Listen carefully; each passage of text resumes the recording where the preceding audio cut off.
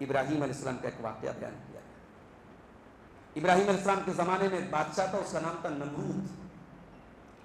وہ اپنے آپ کو رب کہتا تھا۔ تو حضرت ابراہیم کے ساتھ اس نے مناظرہ کیا۔ اب اس مناظرے کا اللہ تعالیٰ نے ایک سین بیان کیا ہے قرآن میں۔ اللہ اکبر، ایک طرف ابراہیم اور ایک طرف نمرود۔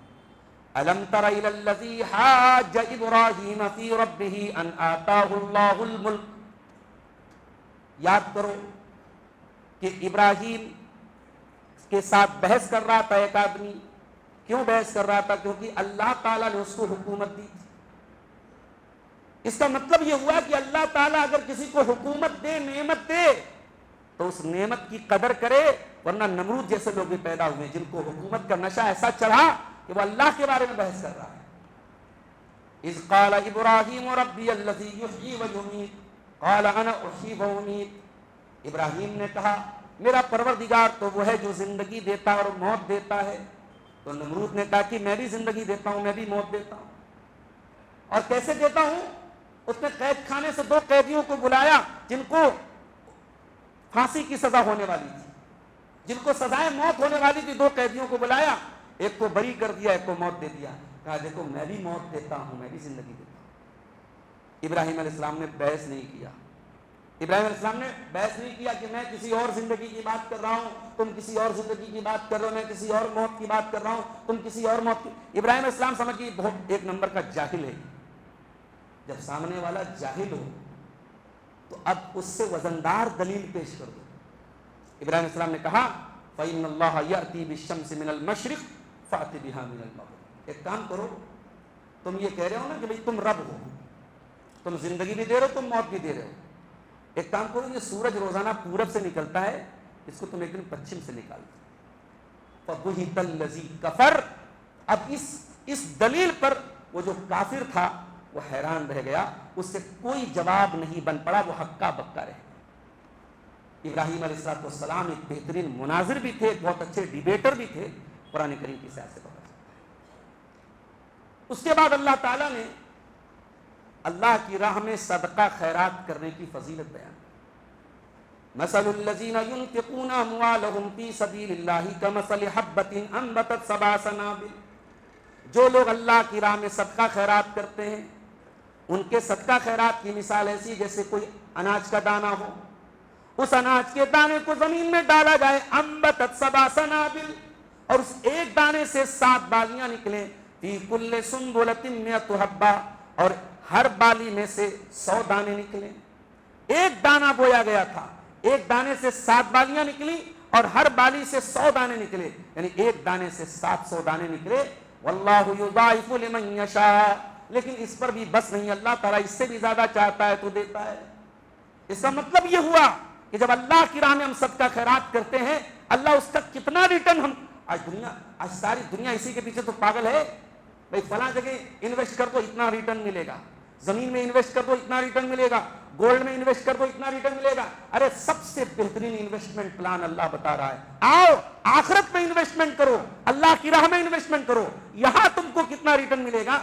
منیمم تم کو ملے گا 700%، 700 گنا تک ملے گا، اور اس سے زیادہ کتنا ملے گا اللہ تمہاری نیت کے اعتبار سے اس کا کتنا زیادہ بدلہ دے گا یہ اللہ ہی جانتا ہے۔ اس کے بعد اللہ نے صدقہ خیرات کو برباد کرنے والی 2 چیزوں سے منع کیا۔ فرمایا یا ایھا الذین آمنوا لا تبطلوا صدقاتکم بالمن والاذی۔ اے ایمان والو، اپنے صدقہ خیرات کو برباد مت کرو احسان جتا کر اور سامنے والے کو تکلیف دے کر۔ کالذی ينفق مالہ رئاء الناس۔ یہ مومن کا طریقہ نہیں ہوتا، مومن صدقہ دے کر کے احسان نہیں جتاتا، یہ تو ان کا طریقہ ہوتا ہے جو اللہ کے اوپر ایمان نہیں رکھتے، جو ریاکار ہوتے ہیں، جو دکھاوا کرتے ہیں۔ آج آپ نے فجر کی نماز پڑھی تھی، جمعہ کا دن تھا، آج امام صاحب نے فجر کی نماز پڑھائی، تو فجر کی نماز میں آپ نے دوسری رکعت میں سورہ دہر کی تلاوت سنی۔ سورہ دہر میں اللہ نے کیا فرمایا؟ وَيُطْعِمُونَ الطَّعَامَ عَلَىٰ حُبِّهِ مِسْكِينًا وَيَتِيمًا وَأَسِيرًا۔ میرے نیک بندے یتیموں کو کھانا کھلاتے ہیں، غریبوں کو کھانا کھلاتے ہیں، قیدیوں کو کھانا کھلاتے ہیں۔ انما نطعمکم لوجہ اللہ، اور ان کو کھانا کھلا کے کہتے ہیں اے اللہ کے بندو کہیں یہ نہ سمجھنا ہمیں تم سے کوئی بدلہ چاہیے، ہمیں تم سے کوئی شکریہ چاہیے، نہیں نہیں، ہم تو اللہ کی رضا کے لیے تم کو کھلا رہے ہیں۔ لا نريد منكم جزاء ولا شکورا انا نخاف من ربنا یوما عبوسا قمطریرا۔ اے اللہ کے بندو ہمیں قیامت کے دن کا ڈر ہے، ہمیں اللہ کے عذاب کا ڈر ہے، اس لیے ہم تم کو کھانا کھلا رہے ہیں۔ تو صدقہ اور خیرات اگر اخلاص کے ساتھ دیا جائے تب اللہ تعالیٰ کیا قبول ہوگا۔ اس کے بعد اللہ تعالیٰ نے جب صدقہ خیرات کا ذکر کیا تو ایک بات یہ بیان کی کہ جب تم صدقہ دینا چاہو گے تو کبھی کبھی شیطان تم کو ڈرائے گا، کہہ رہے تم اتنا پیسہ دے رہے ہو اللہ کی راہ میں، مسجد بنوا رہے ہو، غریبوں کو دے رہے ہو، ارے فقیر ہو جاؤ۔ الشیطان یعدکم الفقر، شیطان تم کو دھمکی دے رہا ہے، شیطان تم کو ڈرا رہا ہے تم صدقہ خیرات کرو گے تو فقیر ہو جاؤ۔ اور جب حرام جگہوں پر خرچ کرنے کی بات آتی ہے تو شیطان کے تک خوب خرچ کرو۔ وَيَأْمُرُكُمْ بِالْفَحْشَاءِ، جب فحش کاموں میں، گندے کاموں میں، زنا میں، شراب میں پیسہ لٹانے کی بات آتی ہے تو شیطان کے تک خوب لٹاؤ۔ اور جب اللہ کی راہ میں خرچ کرنے کی بات آتی ہے تو شیطان تم کو دھمکی دیتا ہے، تم کو ڈراتا ہے، ارے تم تو فقیر ہو جاؤ۔ اور جب مال کی بات آئی تو اللہ نے مال سے بھی امپورٹنٹ چیز کا ذکر کیا۔ مال بہت اہم چیز ہے، لیکن ایک چیز ہے جو مال سے بھی امپورٹنٹ ہے، وہ کیا ہے؟ یؤتی الحکمۃ من یشاء ومن یؤت الحکمۃ فقد اوتی خیرا کثیرا وما یذکر الا اولو الالباب۔ اے میرے بندو مال حاصل کرو، مال کماؤ، لیکن مال سے بھی بڑی ایک دولت ہے علم کی دولت، مال سے بڑی ایک دولت ہے حکمت کی دولت۔ وَمَن يُؤْتَ الْحِكْمَةَ، اور جس کو یہ دولت مل گئی فَقَدْ أُوتِيَ خَيْرًا كَثِيرًا، اس کو بہت بڑی دولت مل گئی۔ علم اور مال، علامہ ابن قیم نے بڑی تفصیل سے ایک پوری بحث کی ہے کہ علم اور مال میں کیا افضل ہے، تو انہوں نے دلائل سے ثابت کیا کہ علم افضل ہے۔ علم وہ دولت ہے جو کبھی لوٹ نہیں سکتی، علم وہ دولت ہے جو آخرت میں بھی آپ کو بلند مقام دلائے گی، لہذا مال کے ساتھ ساتھ انسان علم بھی حاصل کرنے کی کوشش کرے۔ اس کے بعد اللہ تعالیٰ نے سود کا ذکر کیا، فرمایا الذین یاکلون الربا لا یقومون الا کما یقوم الذی یتخبطہ الشیطان من المس، جو لوگ بیاج کھاتے ہیں، سود کھاتے ہیں، وہ قیامت کے دن ایسے اٹھیں گے جیسے کسی کو شیطان چھو کر کے پاگل کر دے۔ ایسا کیوں؟ سود کھانے والے کو یہ سزا کیوں دی جا رہی ہے کہ وہ قیامت کے دن ایسے اٹھے گا جیسے شیطان کسی کو چھو کے پاگل کر دے؟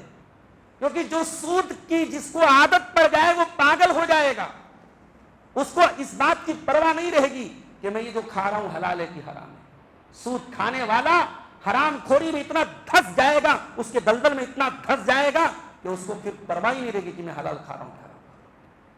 اور اس کے بعد اللہ نے فرمایا کہ جو یہ لوگ سود کھاتے ہیں یہ دلیل کیا دیتے ہیں؟ کہتے ہیں انما البیع مثل الربا، یہ کہتے ہیں کہ بیاج اور سود بھی تو ویسے ہی جیسے کاروبار ہے۔